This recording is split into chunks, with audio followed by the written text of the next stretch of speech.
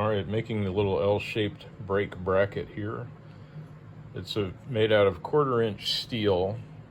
You can see I've already traced the outline of the L. I cut this out last night and I milled it to size, so 1/4-inch thick steel. It's a 1/2 inch this way and 15/16, just under an inch in this long dimension. So simply put, I went ahead and drilled these and tapped the two 440 holes, drilled it all the way through so I wasn't blind tapping, and then I just now drilled the number 30 hole an 1/8 inch in, and it goes up, and I stopped where it intersected this hole here. So now all I've got to do is remove that material and deburr, and I think it's a lot to remove, so what I'll probably do is bandsaw out the center section, and then I might even be able to use that at some point, and then I'll bring it back and mill it to the final dimension. Let me show you something useful. Probably should have showed this at the beginning. I often do, especially with these prints that are a tiny, it's a small part, and the picture and dimensions are very small on there. So I always draw it out big so I can see, and then I can plan out my steps for the machining. Just wanted to pass that along. Quick follow-up, the bandsawing didn't work, so I ended up milling out, used the 1/8 inch end mill to mill out the bottom part of the L, and a larger end mill to mill away, kind of hog away this material. Left a rough finish on the edges, so I'll take it out now and hit it with a belt sander, clean it up, and show you what the finished product looks like. All right, here's the finished part, all cleaned up and deburred. And I had to knock metal scraps out of the holes there, the tapped holes, and I re-tapped it, chased the threads manually with a tap, and cleared out the number 30 hole for the pivot. And I went over it lightly with the file just to take any of the rough edges off. So now it'll be time to bolt it in place here. I'll go ahead and do that and bring you back and show you what that looks like. Next up is making the turnbuckles. Just wanted to show the setup here. I've got the piece of 5/16 inch steel chucked in the lathe. I drilled an 1/8 inch hole through the center of it and made it about 1.25 inches deep. Now I'm turning a 15-degree end, so I've got the cross slide set at 15 degrees using my diamond tool holder and just cutting the taper that way. Just need to advance it a little bit more.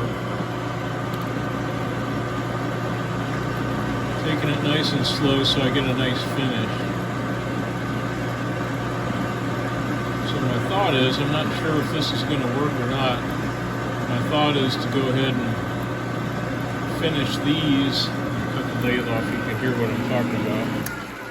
So finish this cut and then take it over to the mill and mill out the little flat spot on both sides for the turnbuckle, and then reverse this so I can make the 15-degree slot that way, and that'll be my cutoff. So not quite sure that's going to do. It's late tonight. I'm going to sleep on that, and I will bring you back tomorrow and show you the rest of making the two turnbuckles. Just the next step on the first turnbuckle. So you can see I've got it in the 5C collet block, and I used a 1/4 inch end mill, milled the flats. I took off 3/32 of an inch deep on each side, and then I realized the center hole, which we'd already pre-drilled, it wasn't showing up very clearly, so I put an 1/8 inch end mill in, just milled out the center space. Obviously it's still kind of rough, so I have to clean it up, but now we can take it out, carry it back over to the lathe, and machine the other 15-degree angle here and cut it off. I'll bring you back for that.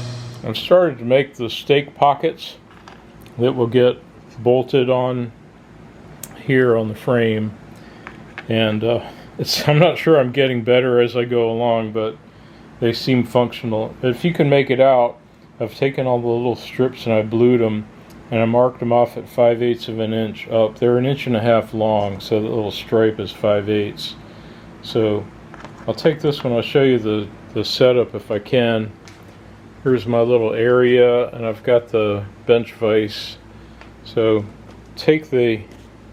I'm kind of combining steps 1 and step 2 and putting the strip right there at the 5/8 inch mark, and then what I've been doing is holding it in place with a little piece of painter's tape, and I can put it in the vise and bend it over. Once that's done, then you've got like a C-clip shaped piece that can be put inside the large jig, and with the piece of 1/4 inch thick steel in the middle, and then pressed in to kind of create the end, the outside edge. Then you take that out, you flare out the sides a little bit like that's shown, and then you press them down. And instead of using the vise, I'm using my little Binford 6-ton press, which I covered in a previous episode. So let me show you this process. It'll be a little disjointed. I'll have to do several segments, but hopefully you'll get the idea. So next time you see, I'll have this piece of this strip taped into this jig, the jig number 1, and I'll be knocking it over. Alright, here's the part in the jig, and it doesn't have to be exactly a top, you know, with the flush with the top of the vise, I found, because you're going to want to knock it over some. And the other thing I found is there's a right amount of cramming it over. I'll show you what I mean. So I start tapping it with it, trying to get a decent crease there at that edge, and put it down. But instead of whapping it several times, you know, making it completely flat, let me just give it one shot there to flatten it out some.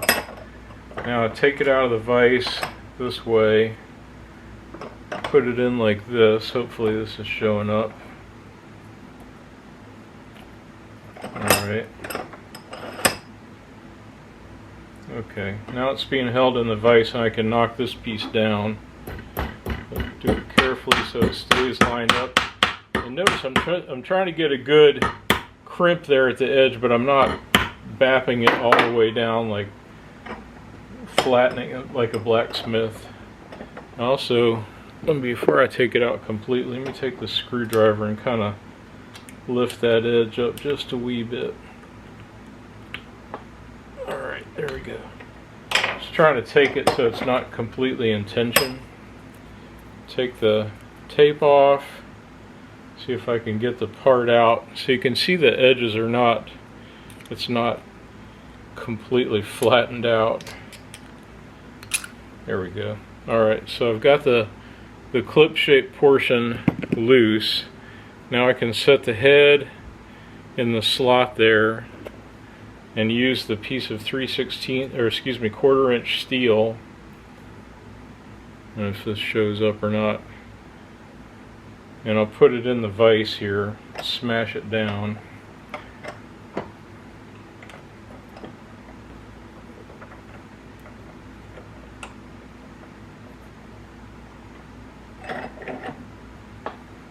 There we go.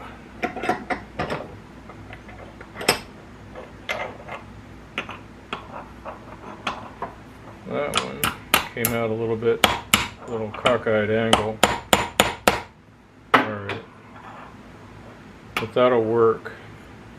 So you can see the U-shaped channel is fit to the bottom of the channel, and now I can take the piece of 1/8 inch, or excuse me, 1/4 inch steel.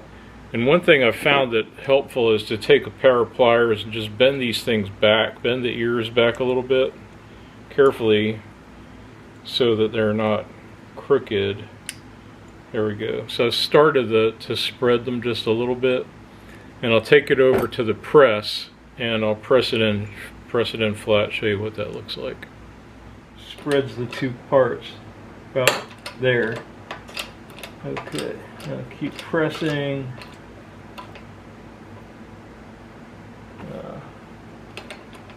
I've got a little funky angle there. I'll let it up. Let's see. There we go. Pressing it down nice and firm. Take the pressure off.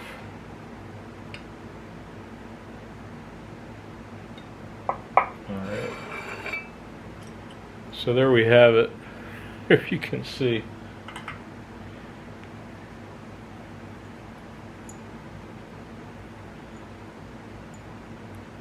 Sorry. So it's not perfect at this stage, which is kind of a little surprising to me with all this rigmarole. I'm kind of thinking that if the trough were a little deeper, it would make a better pocket, because what I've found is after I take these apart, get this out, I'll show you what I'm talking about. Okay. The edges, this part right here, they're not perfectly, there we go. You can see they fly up a little gull wing. So I've been going back over to the vise, flattening them out with the vise, and then tapping it to try to get the perfect geometry. There we go. There we go. You can see it. I mean, it's not bad, but it's not perfect either. Surprising for all the trouble I went through to make these little jigs and try to be as accurate as possible. But I'm going to play around with it a little more, but you get the idea. Drilling holes in the stake pockets and things like this that are bent is always a little bit tricky. So I came up with this idea to put these stake pockets inside the bending jig, and obviously got some popsicle sticks under here to protect my drill. I've got it clamped down with a 1/4 inch piece of steel in the middle, very same steel that I used for forming everything. And then I just marked the centers and I offset. It's 313 thousandths from the center to give me the proper dimension for where the holes go. So I'll just have to do this. This way I can do 4 at a time. Obviously I'll need to do all 14, and then I'll have to trim off the edges and deburr.